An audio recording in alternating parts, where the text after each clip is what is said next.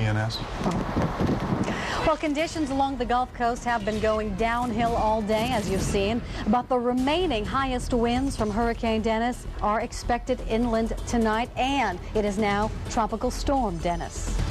Damage reports are still coming in, but when the sun comes up, what other damage will Dennis have left behind?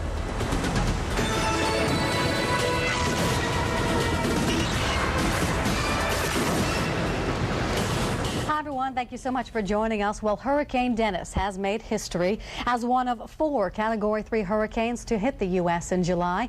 We are in storm alert tonight as we bring you continuing coverage of what is now Tropical Storm Dennis. I'm Alexandra Steele. And I'm Carl Parker. Sustained winds of up to 120 miles per hour. That's what the island town of Santa Rosa, Florida saw when Dennis made landfall at 2:25 Central Time. The winds were lower in Pensacola, but still strong enough to take down tree limbs. Pensacola avoided a direct hit from Dennis, with the center of the hurricane coming ashore several miles away. When Hurricane Dennis began closing in, you can see the radar picture closing in and pushing northward. Places like Montgomery and Birmingham, moving toward Atlanta, Georgia as well. Certainly, Carl, getting 2 to 4 to 5 inches of rain. And let's talk about what's happening here in the bottom line. Landfall once again 2:25 this afternoon. It was a Category 3 hurricane, 115 to 120 mile per hour winds. The impacts will now continue to spread inland, and we'll be talking about this storm for the next couple of days at least, as inland flooding could be a huge story from here on out. Absolutely. St. Louis, places like that. Birmingham will all be impacted, the Ohio Valley, the Mississippi Valley, and we're going to forward this story. But when Hurricane Dennis began closing in on the Gulf, the Weather Channel was there, of course. Our storm tracker, Jim Cantore, who's riding out the storm in Gulf Breeze, Florida, joins us now live with more.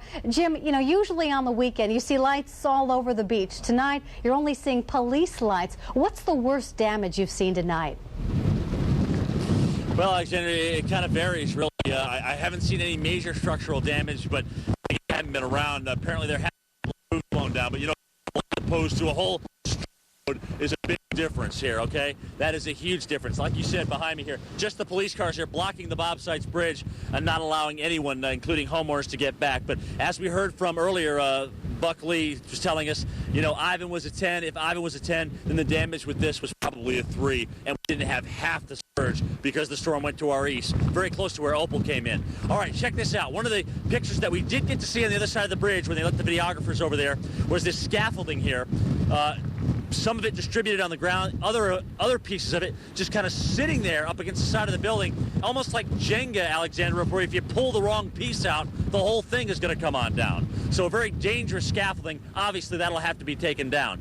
Other damage back here toward Gulf Breeze. This gentleman happened to see his new truck on the Professional Pullers Tour, and we got to hear his feelings on that. They took my work truck and just turned it a little flip there. We put it back there and put a little car behind it. Didn't have a parking brake, tried to keep the wind off of it, and you can see, I guess, the wind wasn't much to play with there because it turned it a good flip. Yeah, and the way it was oriented, it looked like once we got on the bottom side of the eye wall and winds went to west-southwest, that's when it flipped it over. So we went through about 45 minutes of some pretty wild winds, and we'll show you that a little bit later on this evening, that's for sure. Tonight, power is out all over the place, and people obviously are just eager to get back to their homes or see what Dennis the Menace did to them. Alex, back to you. All right, thank you so much, Jim. Certainly with the light of day, that is what you will be able to see tomorrow. Well, it has been a dangerous situation, of course, all along the Gulf Coast beaches. And Destin, Florida has been no exception. That's where we find Weather Channel meteorologist Mike Bettis. And Mike, how did the beach hold up there? Well, the beach took a real beating, unfortunately, Carl. We had a lot of beach erosion. Basically, over my shoulder here, a gorgeous beach that we were at this morning.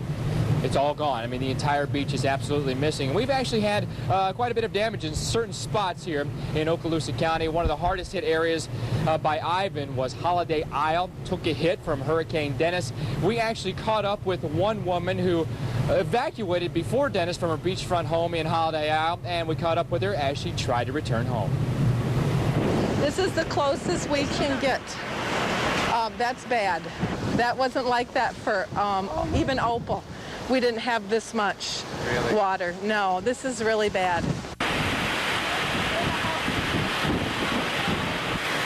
is the only path really we have to get to and from there. We may not even be able to go any farther.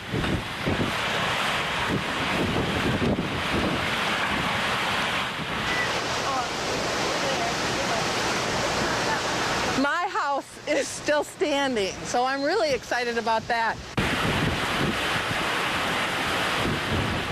how bad is this? Bad. Did you have this sand before? Yeah, we had this with Ivan.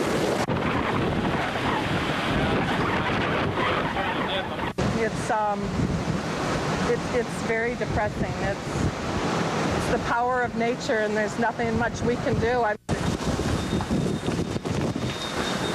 That means the window's broke. You're going to see a lot of dune walkovers, debris, a little bit of everything. There's a palm tree. I don't know where that came from. What's your feeling when you see something like this? Does it make you want to leave the beach? No, it should, shouldn't it? We didn't have as much damage as we did with Ivan, but a lot more flooding. Carl, back to you. All right, Mike Bettis, thank you so much for that report. Well, President Bush declared portions of Florida, Alabama, and Mississippi federal disaster areas, meaning they are eligible for federal aid. And as evacuation orders along the Gulf are lifted, it's only a matter of time before residents see the